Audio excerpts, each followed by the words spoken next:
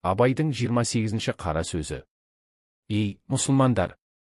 Біреу бай болса, біреу кедей болса, біреу ауру, біреу сау болса, біреу есті, біреу есер болса, біреудің көңілі жақсылыққа мейілді, біреудің көңілі жаманшылыққа мейілді, бұлар неліктен десе біреу, сіздер айтасыздар, Құдай тағаланың жаратуынан екі бұйрығынша болған істеп.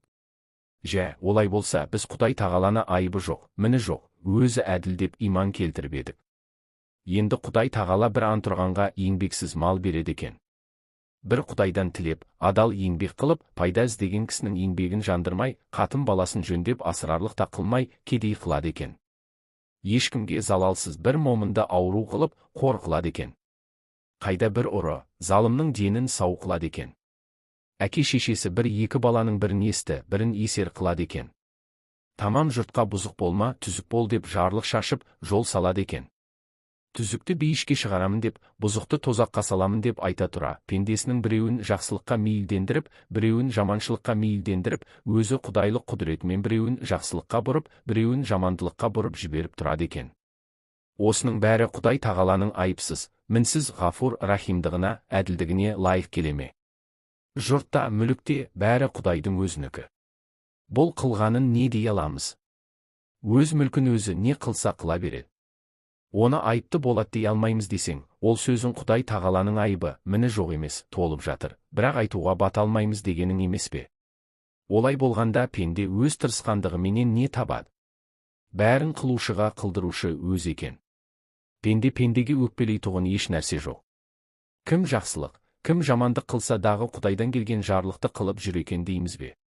Құдай тағала әрбір ақылы бар кісіге иман парыз, әрбір иманы бар кісіге ғибадат парыз деген екен. Және де әрбір рас іс ақылдан қорықпаса керек. Жә, біз енді ақылды еркіне жібермесек, Құдай тағаланың ақылы бар кісіге иман парыз дегені қайда қалады? Мені таныған ақылменен таныр дегені қайда қалады? Дініміздің бір жасырын тұрған жалғаны жоқ болса, ақылды, оны ойлама дегенімізге пенде бола ма? Ақыл тоқтамаған соң, діннің өзі неден болады? Әуелі иманды түзетпей жатып, қылған ғибадат не болады? Жоқ, сен жақсылық, жамандықты жаратқан Құдай, бірақ қылдырған Құдай емес, ауруды жаратқан Құдай, ауыртқан Құдай емес, байлықты, кедейлікті жаратқан Құдай, бай қылған, кедей қылған Құдай емес деп, нанып құсаң болар, әйтпесе жоқ. Абайдың 28-ші қара сөзінің терең талдауы. Кіріспе. Абай Құнанбайұлының қара сөздері қазақ халқының философиялық ойлау жүйесінің, дүниетанымының терең көрінісі. Бұл еңбектерінде ақын адамның ішкі болмысы, діни сенімі, қоғамдағы әділетсіздік пен адамгершілік мәселелеріне ой жүгіртеді. 28-ші қара сөзінде Абай Құдайдың әділдігі, адам еркіндігі, тағдыр мәселесін философиялық тұрғыдан қарастырады. Ол қазақ қоғамында кең тараған діни түсініктерге сын көзбен қарап, адам мен Құдайдың өзара қарым-қатынасын талдайды. Тағдыр және ерік бостандығы.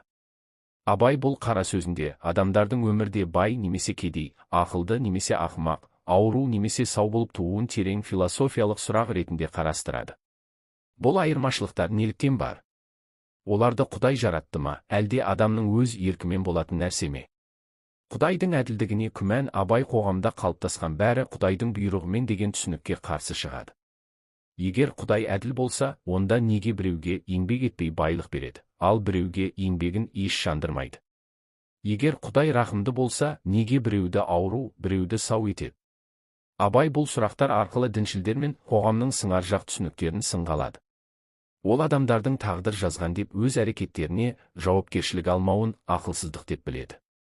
Құдай тағдырды жаза ма, әлде адам өзі таңдай ма? Абай тағдырды толықтай Құдайдың қолында деп санауға қарсы шығады. Ол жоқ, сен жақсылық, жамандықты жаратқан Құдай, бірақ қылдырған Құдай емес дейді. Бұл ой адамның ерік бостандығына назар аударады. Яғни, Құдай жалпы заңдылықтарды жаратқанымен, жеке адамның іс-әрекеттерін алдын ала белгілемейді. Демек, адам өз әрекеттері үшін жауапты. Дін мен ақылдың өзара байланысы. Абай діни түсініктерді ақылмен таразылауды ұсынады. Ол, мені таныған ақылменен таныр деген қағиданы алға тартып, соқыр сенімге қарсы шығады. Діннің мәні ақылмен түсіну. Абай діннің шын мәнінде ақылға негізделуі керектігін айтады. Егер ақылды қолданбасақ, онда діннің негізі әлсірейді. Ол діни догмаларға сын көзбен қарап, әрбір сенімнің негізін тексеруге шақырады. Бұл оның рационалистік көзқарасын көрсетеді. Соқыр сенімге қарсы күрес. Қазақ қоғамында кейбір адамдар діни ұстанымдарды терең түсінбей, тек сыртқы рәсімдерді орындаумен шектеледі. Абай мұны қатаң сынайды. Әуелі иманды түзетпей жатып, қылған ғибадат не болады дейді. Бұл оның діни сенімнің шынайы болуын талап ететіндігін көрсетеді. Әділеттілік және әлеуметтік теңсіздік. Абай тек діни мәселелерді ғана емес, қоғамдағы әлеуметтік әділетсіздікті де көтереді. Ол байлар мен кедейлер арасындағы теңсіздіктің себептерін зерттейді. Байлық пен кедейліктің мәні. Абай байлықты, кедейлікті жаратқан Құдай, бай қылған, кедей қылған Құдай емес дейді. Бұл жерде ол қоғамдағы теңсіздікті табиғи деп қарастырмай, оның адамдардың іс-әрекеттерінен туындайтынын көрсетеді. Демек, кедейлік тек тағдырдың жазуы емес, әлеуметтік және экономикалық факторлардың әсері. Әділетсіздіктің қайнар көзі. Абай адамдардың жалқаулығы, әділетсіздігі, парақорлығы сияқты мәселелерге ерекше назар аударады. Оның ойынша, кейбіреулер еңбексіз байлыққа кенеледі, ал адал еңбек еткендер кедей күйінде қалады. Бұл қоғамның бұзылғандығының белгісі. Абайдың шешімі: ақыл, еңбек, әділдік.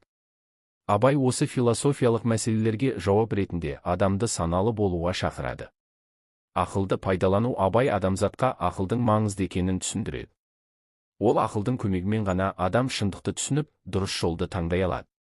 Еңбектің рөлі. Абай еңбексіз байлықтың пайдасыз екенін, ал адал еңбек қоғамды дамытатынын айтады.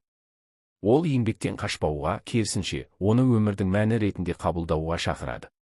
Әділдік қоғамның негізі. Абай әділдікті тек Құдайдың міндеті деп емес, әрбір адамның парызы деп есептейді. Ол әділдікті қоғамдағы басты құндылық ретінде қарастырады. Қорытынды. Абайдың 28-ші қара сөзі адам, Құдай және қоғам арасындағы күрделі байланысты терең талдаған философиялық еңбек. Ол діни догмаларды сынға алып, ақыл мен ерік бостандығын жоғары қояды.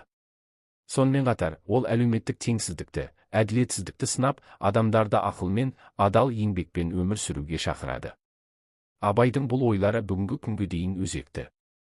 Қоғамда әділдік орнату, дінді ақылмен түсіну және еңбектің маңызын ұғыну қазіргі заман адамдары үшін де маңызды мәселелер.